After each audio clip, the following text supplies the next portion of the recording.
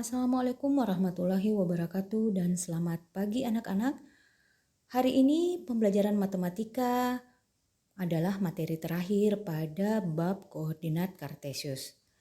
Anak-anakku, tujuan pembelajaran hari ini yaitu menentukan jarak titik koordinat terhadap sumbu X, terhadap sumbu Y, terhadap titik pusat 0,0 ataupun terhadap titik tertentu.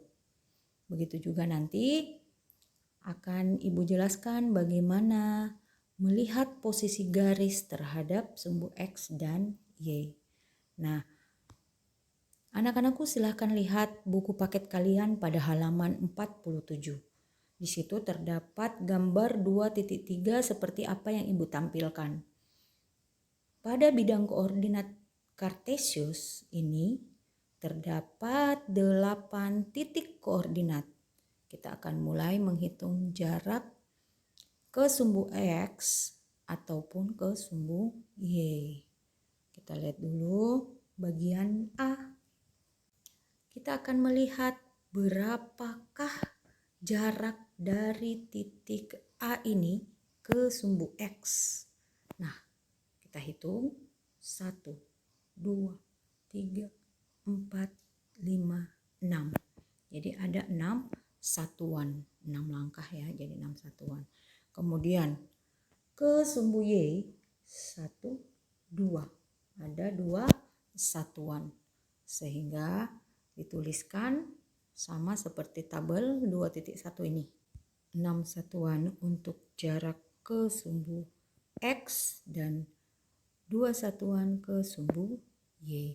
Ternyata mirip dengan titik koordinat yaitu 2,6, di mana 2 ini adalah X, kemudian 6 ini adalah Y.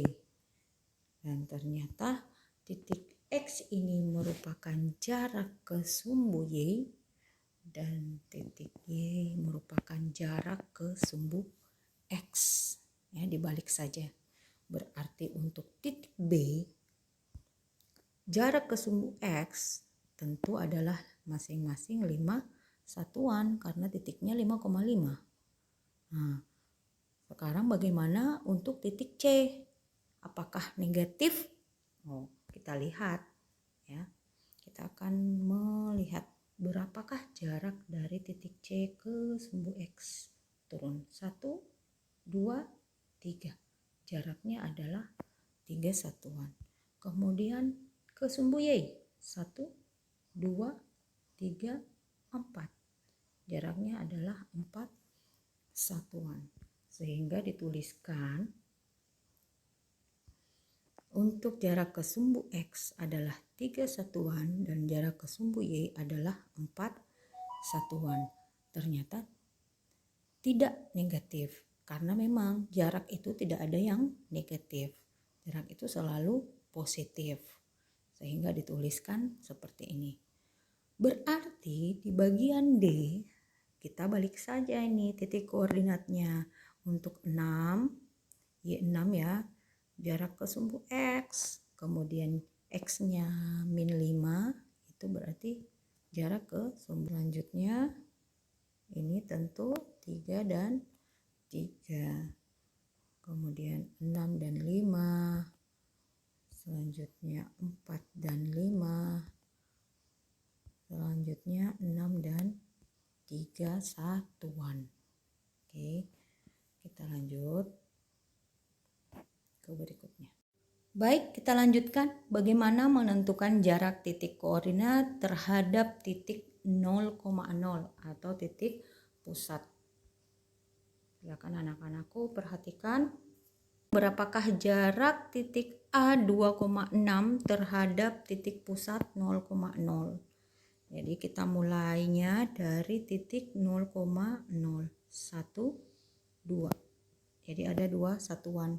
Kemudian kita naik 1, 2, 3, 4, 5, 6. Jadi ada 6 satuan sehingga dapat dituliskan bahwa jarak titik A 2,6 terhadap titik 0,0 adalah 2 satuan ke kanan dan 6 satuan ke atas. Bisa juga kita tuliskan dalam bentuk rumus seperti ini. Jadi 2,6 kita kurangi dengan 0,0. Ya, tetap ya 2,6. 2 ke kanan, 6 ke atas. Kenapa ke kanan? Karena 2-nya positif. Dan kenapa ke atas? Karena 6-nya positif. Kalau negatif tentu ke kiri atau ke bawah. Pada halaman 50 di sini ada gambar 2.5 dan tabel 2.2. Perhatikan dengan baik, kita masih menentukan jarak titik terhadap sumbu X dan sumbu Y dalam kuadran. Untuk titik A ini sudah ada jawabannya ya.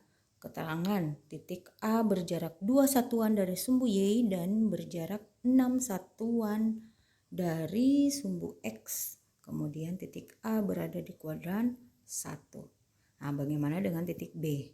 Untuk titik B, perhatikan dengan baik letak titiknya ini ya, yang ada titik merah. Ternyata titik B berada pada 3,0. Nah, keterangan titik B berjarak 3 satuan dari sumbu Y. Nah, 3 satuan dari sumbu Y, 2, 3, seperti itu. Kemudian berjarak 0 satuan dari sumbu X. Kemudian titik B berada di sumbu X. Jadi bukan di kuadran tapi di sumbu X. Selanjutnya untuk bagian C. Negatif 2,3. Nah, keterangan titik C berjarak 2 satuan dari sumbu Y dan berjarak 3 satuan dari sumbu X. Kemudian titik C berada di kuadran 2. Jadi ini kuadran 2. Yang kalau ini kuadran 1, yang ini 3 dan yang ini 4 ya. Itu diingat. Terakhir, titik D posisinya ini ya. 0,4. Keterangan titik D berjarak 0 satuan dari sumbu Y dan berjarak 4 satuan dari sumbu X. Titik D berada di sumbu Y. Jadi tidak juga pada kuadran tapi tepat di sumbu Y. Di halaman 58 yaitu memahami posisi garis terhadap sumbu X dan sumbu Y. Ini sumbu Y ya. Nah, anak-anakku lihat gambar 2.8 dengan tabel 2.5. Nah, gambarnya ini berupa bidang koordinat kartesius tapi bukan dilengkapi dengan titik koordinat, hanya diberikan garis-garis. Ya. Jadi kita akan menentukan garis-garis apa saja yang sejajar, tegak lurus, dan memotong sumbu X dan Y. Garis-garis yang sejajar dengan sumbu X tentu kita harus memperhatikan model dari sumbu X yang sama modelnya, yang sama bentuknya. Nah, ini karena dia mendatar, tentu yang sejajar adalah L1, L2, L3, dan L4 sama-sama horizontal. Kemudian garis-garis yang sejajar dengan sumbu Y, posisi sumbu Y berdiri tegak, berarti yang sejajar juga yang modelnya sama, yaitu M1, M2, M3, dan M4.